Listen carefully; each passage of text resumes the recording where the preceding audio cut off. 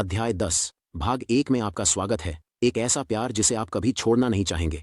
20 साल का Ian McCormick अपने देश न्यूजीलैंड से निकला ताकि उसे सही लहर, सही ऊंचाई, सही लड़की और सर्फर की जिंदगी मिल सके। जबकि वह ऑस्ट्रेलिया, अफ्रीका और इंडोनेशिया में यात्रा कर रहा था। 2 साल तक जो कुछ भी उसे पसंद था करता रहा, लेकिन मौत कभी भी कोई मीटिंग रिक्वेस्ट नहीं भेजती। और एक रात जब इयान अपने दोस्तों के साथ मॉरिशस के रीफ्स पर स्कूबा डाइविंग कर रहा था, तो एक झुंड बॉक्स जेलीफिश ने इयान को 4 बार डंक मारा, और एक डंक जानलेवा होता है। एम्बुलेंस में अस्पताल जाते समय इयान की जिंदगी उसकी आंखों के सामने जीवंत रूप से फिर से चलने लगी। लोग कहते हैं कि मरने से ठीक पहले उनकी जिंदगी उनके सामने घूम जाती है। इयान याद करता है, मेरे विचार तेजी से दौड़ रहे थे। मैं मरने के लिए बहुत युवा हूं। मैं डाइविंग पर क्यों गया? मैं वहां लेटा हुआ सोच रहा था कि अगर मैं मर गया तो क्या होगा? क्या मरने के बाद कुछ होता है? अगर मैं मर गया तो मैं कहां जाऊंगा? फिर मैंने अपनी मां का एक स्पष्ट दृश्य देखा। ऐसा लग रहा था जैसे वह उन शब्दों को बोल रही थी जो उसने बहुत समय पहले कहे थे, इयान, कोई फर्क नहीं पड़ता कि आप भगवान से कितने दूर हैं, कोई फर्क नहीं पड़ता कि आपने क्या गलत किया है। अगर आप अपने दिल से भगवान को पुकारते हैं तो वह आपको सुनेगा और आपको माफ करेगा। मेरे दिल में मैं सोच रहा था, क्या मैं मानता हूं कि एक भगवान है? क्या मैं प्रार्थना करने जा रहा हूं? मैं लगभग एक कट्टर नास्तिक बन गया था। मैं किसी पर विश्वास नहीं करता था। फिर भी मैं अपनी मां के इस दृश्य का सामना कर रहा था। इयान को बाद में पता चला कि उसकी मां एक सपने से जाग गई थी जिसमें उसे दिखाया गया था कि इयान उसी समय मर रहा था, और वहां न्यूजीलैंड में उसने अपने बेटे के लिए अपनी पूरी ताकत से प्रार्थना की। इयान याद करता है, मुझे नहीं पता था कि मुझे क्या प्रार्थना करनी है या किससे प्रार्थना करनी है। मुझे किस भगवान से प्रार्थना करनी चाहिए? बुद्ध, काली, शिव, उनमें से हजारों हैं। फिर भी मैंने वहां बुद्ध या कृष्ण या किसी और भगवान या आदमी को खड़ा नहीं देखा। मैंने अपनी मां को देखा, और मेरी मां ने यीशु मसीह का अनुसरण किया। मैंने सोचा कि मुझे क्या प्रार्थना करनी चाहिए। उसकी मां ने उसे सिखाया हुआ भगवान का प्रार्थना का पाठ उसके मन में आया, लेकिन फिर वह उसे याद नहीं कर सका। जैसे जैसे उसके ऊंचे पैर जहर को उसके मस्तिष्क में और गहराई से दबा रहे थे, इयान ने भगवान से मदद की गुहार लगाई कि वह उसे याद करने में मदद करें। हमारे पापों को माफ कर, उसके मन में आया। भगवान, मैं आपसे अपने पापों को माफ करने की प्रार्थना करता हूं, लेकिन मैंने बहुत सारी गलतियां की हैं। इयान ने कहा, मुझे नहीं पता आप कैसे कर सकते हैं, लेकिन कृपया मेरे पापों को माफ करें। अगली पंक्ति आई, उनको माफ करो जिन्होंने तुम्हारे खिलाफ पाप किया। इयान ने सोचा, ठीक है, किसी से नाराजगी नहीं रखता। फिर सवाल आया, क्या आप उस भारतीय को माफ करेंगे जिसने आपको कार से धक्का दिया, और उन चीनी लोगों को जिन्होंने आपको अस्पताल नहीं ले जाने दिया? मैंने सोचा, तुम मजाक कर रहे हो। लेकिन इयान कहता है कि और कोई पंक्तियां नहीं आई। उसने महसूस किया कि अगर भगवान उसे माफ कर सकते हैं तो उसे भी दूसरों को माफ करना चाहिए। लाइन दर लाइन उसने प्रार्थना की कि भगवान की इच्छा उसके जीवन में पूरी हो। फिर वह चुपचाप चला गया। शुरुआत में इयान ने खुद को पूरी तरह से जीवित पाया, लेकिन एक ऐसी गहरी अंधकार में जो उसे डराती थी। हम आने वाले अध्यायों में उसकी कहानी के इस अक्सर अनदेखे हिस्से की खोज करेंगे। इयान बताता है कि इसके बाद क्या हुआ। अब मैं रो रहा था जब मैंने भगवान से पुकारा, मैं यहाँ क्यों हूँ? मैंने आपसे माफी मांगी, मैं यहाँ क्यों हूँ? मैंने अपना दिल तुम्हारी ओर मोड़ लिया है, मैं यहाँ क्यों हूँ? फिर एक चमकदार रोशनी मुझ पर चमकी और सचमुच मुझे अंधकार से बाहर खींच लिया। मैं देख सकता था कि रोशनी का स्रोत सुरंग के अंत से निकल रहा था। यह बेजुबान रूप से चमकीला लग रहा था, जैसे यह ब्रह्मांड का केंद्र हो, सभी रोशनी और शक्ति का स्रोत। यह सूरज से ज्यादा चमकीला, किसी भी हीरे से ज्यादा चमकदार और लेजर बीम से भी ज्यादा उज्ज्वल था। फिर भी आप सीधे उसमें देख सकते थे। जब मैं हवा में स्थानांतरित हो रहा था, मैं देख सकता था कि कैसे लगातार मोटी रोशनी की लहरें स्रोत से निकलकर मेरे की ओर सुरंग में बढ़ रही थीं। पहली रोशनी की लहर ने अद्भुत गर्मी और आराम दिया। ऐसा लग रहा था जैसे रोशनी केवल भौतिक नहीं थी, बल्कि एक जीवित रोशनी थी जो एक भावना को संचारित कर रही थी। रोशनी मुझमें प्रवेश कर गई और मुझे प्रेम और स्वीकृति का अनुभव कराया। आधे रास्ते में एक और रोशनी की लहर मुझमें प्रवेश कर गई। यह रोशनी पूरी और संपूर्ण शांति देती थी। मैंने अपनी जिंदगी में शांति और संतोष पाने के लिए जो कुछ भी सोच सकता था, सब कुछ करने की कोशिश की, लेकिन मुझे कभी नहीं मिला। अब मेरे सिर के शीर्ष से लेकर मेरे पैरों के तल तक मैंने खुद को पूरी तरह से शांति में पाया। अंधेरे में मैं अपने चेहरे के सामने अपने हाथ नहीं देख पा रहा था, लेकिन अब जब मैंने अपने दाएं तरफ देखा तो मेरी हैरानी के लिए वहां मेरा हाथ और भुजा थी, और मैं उन्हें सीधे देख सकता था। मैं एक आत्मा की तरह पारदर्शी था, केवल मेरा शरीर उसी रोशनी से भरा हुआ था जो मुझ पर सुरंग के अंत से चमक रही थी। मैं सुरंग के अंत से बाहर आया, और ऐसा लगा जैसे मैं सभी रोशनी और शक्ति के स्रोत के सामने सीधे खड़ा हूं। मेरी पूरी दृष्टि इस अद्भुत रोशनी से भर गई। यह एक सफेद आग की तरह या कटे हुए हीरे के पहाड़ की तरह लग रहा था। जो सबसे अद्भुत चमक के साथ चमक रहा था। जब मैं वहां खड़ा था, मेरे दिल में सवाल दौड़ने लगे। क्या यह सिर्फ एक शक्ति है, जैसा कि बौद्ध कहते हैं, या कर्म, या यिन और यांग? क्या यह सिर्फ कोई अंतर्निहित शक्ति या ऊर्जा का स्रोत है, या वास्तव में वहां कोई खड़ा हो सकता है? मैं अभी भी सब कुछ पर सवाल कर रहा था। जब मैं ये विचार कर रहा था, तभी रोशनी के केंद्र से एक आवाज मुझसे बोली। यह वही आवाज थी जो मैंने शाम को पहले सुनी थी, जो उसकी प्रार्थना का मार्गदर्शन कर रही थी। आवाज ने कहा, इयान, क्या तुम लौटना चाहते हो? मैंने जवाब दिया, अगर मैं अपने शरीर से बाहर हूं, तो मुझे नहीं पता मैं कहां हूं। मैं लौटना चाहता हूं। इस व्यक्ति का जवाब था, अगर तुम लौटना चाहते हो इयान, तो तुम्हें एक नई रोशनी में देखना होगा। जैसे ही मैंने नई रोशनी में देखो शब्द सुने, कुछ क्लिक हुआ। मुझे याद आया कि मुझे एक क्रिसमस कार्ड दिया गया था, जिसमें लिखा था, यीशु दुनिया की रोशनी है, और भगवान रोशनी है, और उनमें कोई अंधकार नहीं है। तो ये भगवान थे। वह रोशनी है। उसे मेरा नाम पता था, और उसे मेरे दिल और दिमाग के गुप्त विचारों का भी पता था। मैंने सोचा, अगर यह भगवान है तो उन्हें मेरी जिंदगी में मैंने जो कुछ भी किया है, वह सब देखने में सक्षम होना चाहिए। मैं भगवान के सामने पूरी तरह से उजागर और पारदर्शी महसूस कर रहा था। आप दूसरों के सामने मास्क पहन सकते हैं, लेकिन भगवान के सामने मास्क नहीं पहन सकते। मुझे शर्मिंदगी और असहायता महसूस हुई।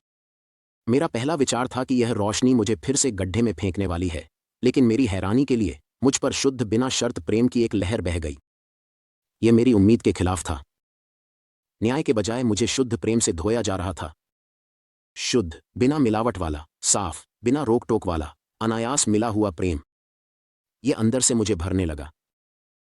मैंने उसे उन सभी घिनौनी चीजों के बारे में बताना शुरू किया जो मैंने अंधेरे में की थीं। लेकिन ऐसा लग रहा था जैसे उसने मुझे पहले ही माफ कर दिया था, और उसके प्रेम की तीव्रता केवल बढ़ती गई। वास्तव में, बाद में भगवान ने मुझे दिखाया कि जब मैंने एम्बुलेंस में माफी मांगी थी, तब उसने मुझे माफ किया और मेरे आत्मा को बुराई से साफ कर दिया। मैंने पाया कि जैसे जैसे प्रेम मजबूत होता गया, मैं बेतहाशा रोने लगा। यह इतना साफ और शुद्ध था, कोई शर्तें नहीं थीं। यह प्रेम मेरे दिल को ठीक कर रहा था, और मैंने समझना शुरू किया कि इस प्रेम में मानवता के लिए अद्भुत आशा है। मैं इतना करीब था कि मैंने सोचा, क्या मैं बस भगवान के चारों ओर की रोशनी में कदम रख सकता हूं और उन्हें आमने सामने देख सकता हूं। जैसे ही मैं रोशनी में कदम रखा, ऐसा लगा जैसे मैं लटकती हुई चमकती रोशनी की परतों के अंदर आया हूं, जैसे लटकी हुई तारे या हीरे जो सबसे अद्भुत चमक बिखेर रहे हैं। और जैसे ही मैं रोशनी के माध्यम से चला, यह मेरे अंदर के सबसे गहरे हिस्से को ठीक करता रहा। रोशनी के केंद्र में एक आदमी खड़ा था, जिसके चमकदार सफेद वस्त्र उसके टखनों तक पहुंच रहे थे। मैं उसके नंगे पैरों को देख सकता था। ये वस्त्र मानव निर्मित कपड़े नहीं थे, बल्कि ये रोशनी के वस्त्र जैसे थे। जब मैंने अपनी आंखें उठाईं, तो मैंने एक आदमी के सीने को देखा, जिसके हाथ फैलाए हुए थे, जैसे कि मुझे स्वागत करने के लिए। मैंने उसके चेहरे की ओर देखा। यह इतनी चमकीली थी कि यह उस रोशनी से लगभग 10 गुना ज्यादा चमकीली लग रही थी जिसे मैंने पहले देखा था। इसने सूरज को पीला और फीका दिखाया। यह इतनी चमकीली थी कि मैं उसके चेहरे की विशेषताएं नहीं देख सका। मुझे पता था कि मैं सर्वशक्तिमान भगवान की उपस्थिति में खड़ा हूं। कोई भगवान के अलावा ऐसा नहीं दिख सकता। रोशनी का रहस्यमय प्राणी कई एनडीईज नजदीकी मृत्यु अनुभव का मुख्य आकर्षण है, जो सभी लोग जो इसके करीब आने का दावा करते हैं, उन्हें एक ऐसे रहस्यमय प्राणी से भर देता है जो कल्पना से परे प्रेम से भरा होता है। डो लॉन्ग के अध्ययन ने पूछा, क्या आपको कोई रहस्यमय प्राणी या उपस्थिति का सामना करना पड़ा? एनडीआरएस ने 29.9% के साथ प्रतिक्रिया दी। एक निश्चित प्राणी या आवाज का चयन करना जो स्पष्ट रूप से रहस्यमय या अन्य वर्ल्डली उत्पत्ति की हो। लेकिन यह प्रकाश का प्राणी कौन है? कोई आश्चर्य की बात नहीं। यह सवाल है जहां शोधकर्ताओं की राय सबसे अधिक भिन्न होती है। असूस और हाराल्डसन, दो शोधकर्ताओं ने 500 अमेरिकियों और 500 भारतीयों का अध्ययन किया ताकि यह पता लगाया जा सके कि धार्मिक या सांस्कृतिक प्रशिक्षण ने किसी के नजदीकी मृत्यु अनुभव को कितना आकार दिया। उन्होंने नोट किया, यदि मरीज एक चमकदार व्यक्ति को सफेद कपड़ों में देखता है जो उसे एक अजीब अनुभव की सामंजस्य और शांति का अनुभव कराता है, तो वह इस प्रकट रूप की व्याख्या विभिन्न तरीकों से कर सकता है, जैसे कि एक देवदूत, यीशु या भगवान, या यदि वह एक हिंदू है तो कृष्ण, शिव या देव। 5 हालांकि मैंने शोधकर्ताओं को इस तरह के निष्कर्ष बताते सुना है, लेकिन मैंने कभी भी एनडीआरस नजदीकी मृत्यु अनुभव में कृष्ण, जिनकी त्वचा नीली है, शिव, जिनकी 3 आंखें हैं, या व्यक्तिगत आत्मा के निराकार सर्वोच्च ब्रह्म में विलीन होने के वर्णनों के बारे में नहीं पढ़ा, जो अंतिम हिंदू वास्तविकता है। हालांकि वे विभिन्न व्याख्याएं कर सकते हैं, लेकिन जो वे वर्णित करते हैं वह संस्कृतियों में समान है।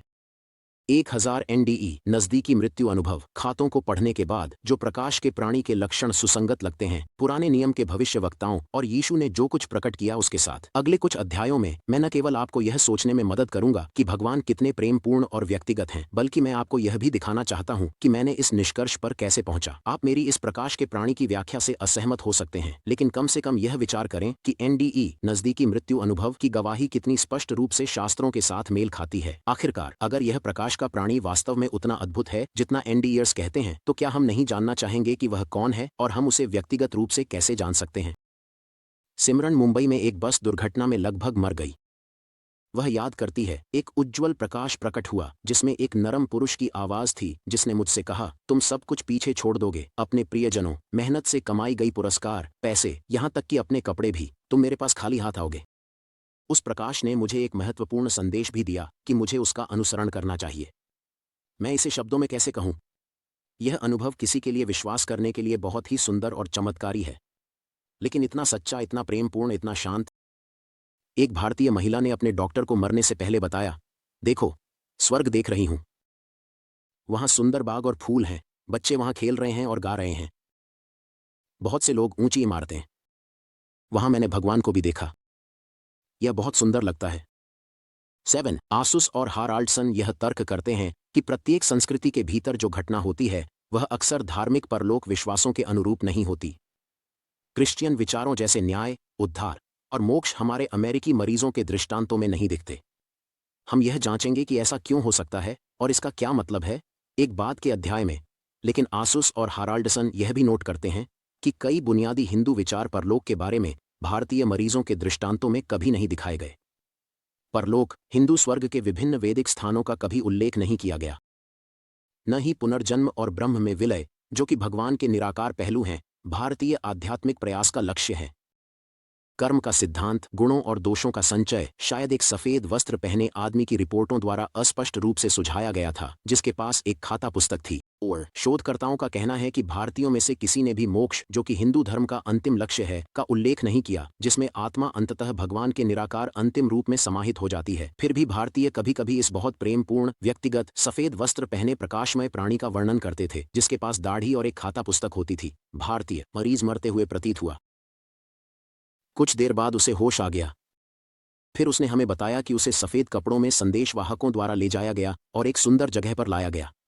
वहां उसने एक सफेद कपड़े पहने आदमी को देखा जिसके पास एक खाता पुस्तक थी। 9 एक और भारतीय ने देखा कि एक दाढ़ी वाला आदमी एक लंबे सुनहरे गलियारे के प्रवेश पर खड़ा है। 10 एक भारतीय डॉक्टर ने बताया कि उसके मरीज ने एक सुंदर दृश्य देखा, प्यारी फूल। वहां उसने एक सफेद कपड़े पहने आदमी को देखा जो एक खुली किताब के साथ बैठा था। 11 आसुस और हाराल्डसन का उल्लेख है कि भारतीय NDEs में खाता पुस्तक वाला आदमी हमेशा एक दयालु शासक के रूप में चित्रित किया जाता है। उस पर एक पवित्रता का आभा मंडल है, चाहे उसे सफेद वस्त्र पहने आदमी कहा जाए या भगवान। 12 स्टीव मिलर ने पश्चिमी और गैर पश्चिमी NDE खातों का अध्ययन किया और वहीं पाया। एक भारतीय ने एक दाढ़ी वाले व्यक्ति की रिपोर्ट की जो यह देखने के लिए किताबों में देख रहा था कि क्या NDA को रहना है या वापस भेजा जाना है। मिलर कहते हैं, मैंने गैर पश्चिमी अनुभव में सभी सामान्य पश्चिमी तत्व पाए। 30 डॉक्टर ब्रूस ग्रेसन, जो क्रॉस कल्चरल NDEs का अध्ययन कर रहे हैं, निष्कर्ष निकालते हैं। यहां तक कि देखे गए क्रॉस कल्चरल अंतर भी यह सुझाव देते हैं कि यह मूल अनुभव नहीं है जो भिन्न होता है, बल्कि यह है कि लोग अपने अनुभव को कैसे व्याख्या करते हैं। 14 इन शोधकर्ताओं को यह समझ में नहीं आता कि उनके विषय शायद अपने सांस्कृतिक स्वर्ग के विचारों का वर्णन नहीं कर रहे हैं, बल्कि वे बाइबल के नबियों के स्वर्ग का वर्णन कर रहे हैं। पुराने नियम के नबी डैनियल, जो 6वीं सदी ईसा पूर्व में बाबुल में रहते थे, ने स्वर्ग का यह दृष्टांत देखा। जब मैं देखता रहा, गद्दियां लगाई गईं और जिसने हमेशा के लिए जीवन बिताया उसने अपनी सीट ली। उसका कपड़ा बर्फ की तरह सफ़ेद था और उसके सिर के बाल शुद्ध ऊन की तरह थे। उसका सिंहासन और उसके पहिए जलती हुई आग थे जो शानदार प्रकाश का वर्णन कर रहे थे। न्यायाधीश बैठे थे और किताबें खोली गईं। और मैंने एक ऐसा व्यक्ति देखा जो मनुष्य के समान था, स्वर्ग के बादलों के साथ आता हुआ। वह उस व्यक्ति के पास आया जिसने हमेशा के लिए जीवन बिताया और उसके सामने लाया गया। और उसे शक्ति और चमकदार महानता दी गई और उसे राजा बनाया गया ताकि हर राष्ट्र और भाषा के सभी लोग उसकी सेवा करें। उसका शासन हमेशा के लिए है, यह कभी समाप्त नहीं होगा। डैनियल 7 श्लोक 9 से 10, 13, 14 NLV। डैनियल भगवान को शानदार प्रकाश से घिरे हुए देखते हैं, किताबें खोली जाती हैं और एक ऐसा व्यक्ति जो मनुष्य के समान है, यहूदी मसीह को सभी राष्ट्रों पर सर्वोच्च अधिकार और शासन दिया जाता है। मृत सागर की पांडुलिपियां इस बात की गवाही देती हैं कि डैनियल का लेखन यीशु के जन्म से पहले हुआ था। दाऊद ने स्वर्ग की पुस्तकों का भी उल्लेख करते हुए कहा, तेरी आंखों ने मेरे बेडौल शरीर को देखा, मेरे सब दिन और दिन जो कुछ ठहराए गए वे सब तेरी पुस्तक में लिखे हुए थे, उनमें से एक के बनने से पहले। भजन 129 का पद 16 यह मेरा है। जब आप प्राचीन यहूदी नबियों द्वारा वर्णित भगवान के गुणों पर ध्यान देते हैं तो यह अद्भुत है कि एनडी करने वाले या तो उसी अद्भुत भगवान का अनुभव कर रहे हैं या एक आश्चर्यजनक रूप से अच्छे नकली का। चलो एक पल के लिए कल्पना करते हैं कि उस व्यक्ति के साथ होना कैसा होगा जिसने तुम्हें अपने लिए बनाया। ईश्वर प्रेम है। क्या आपने कभी सोचा है कि इतने सारे प्रेम गीत कैसे हो सकते हैं? मैंने यह मानना शुरू कर दिया है कि पृथ्वी पर हम जो भी प्रेम का अनुभव करते हैं, चाहे वह कितना भी गहरा क्यों न हो, वह केवल उस प्रेम के महासागर में एक बूंद है जिसे भगवान ने तुम्हें और मुझे अनुभव करने के लिए बनाया है। हम प्रेम से कभी संतुष्ट नहीं हो सकते क्योंकि हमारा प्रेम हमेशा उस चीज से कम होता है जिसकी हमें चाहत होती है। पुराने नियम के नबियों ने हमें बताया है कि भगवान ने सभी लोगों को अपने साथ एक अनोखे प्रेमपूर्ण संबंध के लिए बनाया, और भले ही मानवता भगवान से मुड़ जाती है और बुराई के ज्ञान के कड़वे फल का स्वाद चखती है, भगवान का प्रेम हमें निरंतरता से पीछा करता रहा है। लगभग 4000 साल पहले, आज की अधिकांश विश्व धर्मों के उत्पन्न होने से 1500 साल पहले, भगवान ने अब्राहम और सारा को चुना ताकि एक विशेष राष्ट्र का निर्माण किया जा सके जो उसकी प्रतिज्ञाओं को बनाए रख सके और सभी राष्ट्रों के लिए मसीह के रूप में उसकी आने वाली उपस्थिति की भविष्यवाणी कर सके। भगवान का प्रेम हमेशा सभी राष्ट्रों तक फैला है। इसके विपरीत अधिकांश देवता स्थानीय होते हैं या कुछ विशेष लोगों के लिए होते हैं। याहवेह भगवान ने अब्राहम से कहा, मैं तुम्हें एक महान राष्ट्र बनाऊंगा और मैं तुम्हें आशीर्वाद दूंगा और पृथ्वी पर सभी लोग तुम्हारे माध्यम से आशीर्वादित होंगे। उत्पत्ति 12 आयत 2-3 इटैलिक्स मेरे हैं। पुराने नियम में 500 से अधिक बार भगवान राष्ट्रों के बारे में बात करते हैं। याहवेह हमेशा सभी राष्ट्रों के सभी लोगों के प्रति प्रेम से कार्य करता रहा है।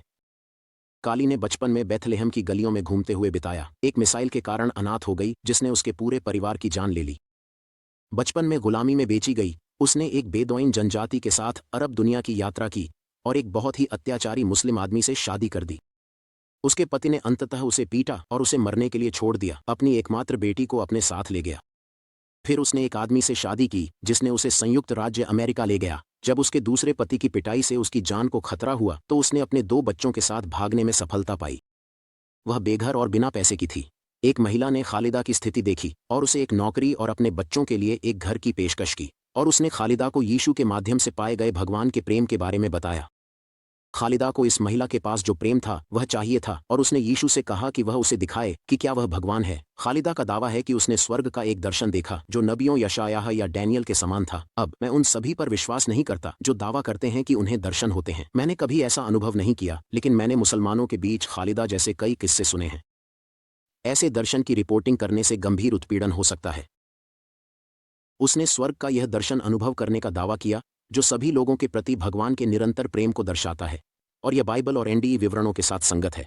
एक व्यक्ति मेरे सामने खड़ा था, लेकिन वह किसी भी व्यक्ति से अलग था जिसे मैंने कभी जाना था। मैंने उसकी आवाज़ सुनी। ये वही आवाज़ थी जो मैंने सालों पहले सुनी थी। हालांकि मुझे तब नहीं पता था कि वह कौन था। जब मैं अभी भी फिलिस्तीन में थी, उसने मुझसे बार बार कहा, जब मेरा मुस्लिम पति मुझे पीट रहा था और मेरी जान को खतरा था, अंधकार को छोड़कर प्रकाश की ओर आओ।